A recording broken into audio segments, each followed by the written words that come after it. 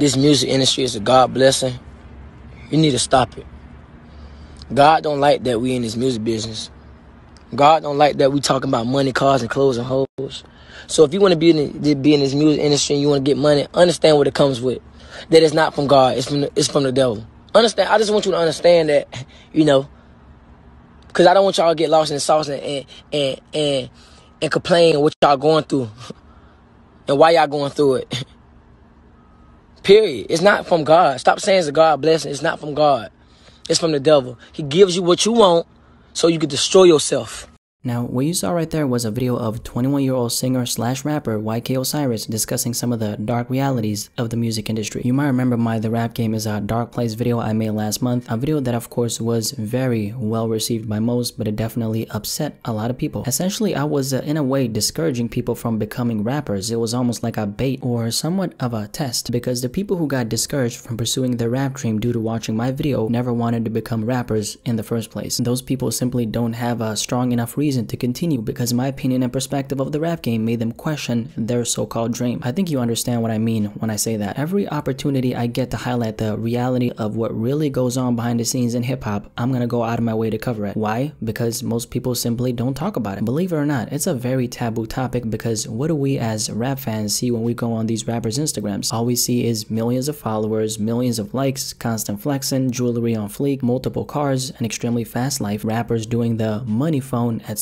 There just isn't enough focus on the other side, which is the most important side, because that's what makes an artist human. That's what makes them relatable. It ain't the flashy jewelry, it ain't the cars, it's the sensitive side, the more human, honest, and real side that they either choose to show or, like a lot of rappers do, hide. So a friend of mine actually sent me this little rant YK Osiris had, and he asked me what I thought about it. My response: I see where he's coming from, but this is coming from the wrong place. Let me explain what I mean. See, what YK Osiris said is 100% the truth. A lot of rappers talk about how they love God so much, but at the same time they worship their material possessions. Not only that, but they also, you know, brag about their sins on their songs and influence millions of people with their words, for good or for bad. By the way, I just want to make this very clear. I'm not religious. I'm not trying to make this video sound like some kind of holy ceremony or anything like that. I listen to these kind of rappers. I listen to that kind of music. I'm just trying to make a point and connect what he said to hip-hop. Continuing, the point is, YK Osiris is not lying. But then again, let's not forget this. It's all about what you do with that fame, money, and power that you garner when you become a successful rapper. And this is actually something I wish I would have mentioned in my, you know, The Rap Game as a Dark Place video. Even though I'm one of those people who talk about the dark truths of the rap game, I also gotta say this: you don't have to go that route. There's a lot of rappers who are well known and eating off of their craft, but they've still preserved their morals and values in the midst of getting there. To be honest, I would say that the majority of rappers won't actually ever get there, because at some point, okay, most rappers, they make some kind of sacrifice for the quote-unquote greater good, which in reality might not be so good, because the greater good involves you essentially signing your life away and becoming a slave to the corporations, aka the labels, because you want to elevate your rap career, not knowing there's a price to that. And just to keep it 100% real, most rappers are not ready to do that. Of course, they do it anyway, because that multi-million-dollar check the label is waving in front of them is so tempting, they're willing to throw away their integrity and ethics just to reach the top. These are the same rappers you hear complaining about how they don't like being signed to a label. Now, why does this happen? This happens because they're trapped. They signed a contract and now realize that the idea of being signed isn't so pretty anymore, and breaking the contract ain't an option. Like,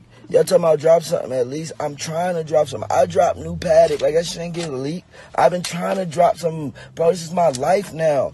All I can do is make music and sit back and wait for y'all response and make visions to the shit. If you think I don't want to drop music, you just gotta understand. Let me tell you something. When people don't love you, they'll hold your life if you sign a motherfucking... hold that shit against you. And that go for the streets too. Like, I know something. You ain't supposed to sign no motherfucking paper in the streets, because that's ratting. So why the fuck I even sign this shit as a deal?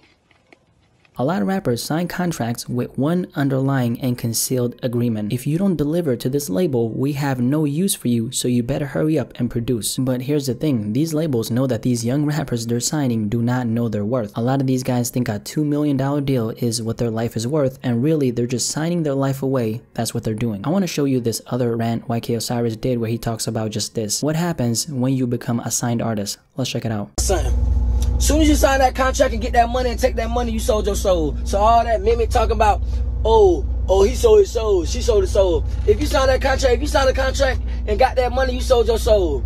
Period. Point blank, period. As soon as you sign that contract, you sold your soul. When you do that contract, say do all this and do all that, and if you don't do it, you're going to get put on the shelf. You sold your soul. Crazy. These people will worship and praise an artist and will not praise God. That's crazy. They will faint, they will scream, shout. Let me stop talking, man.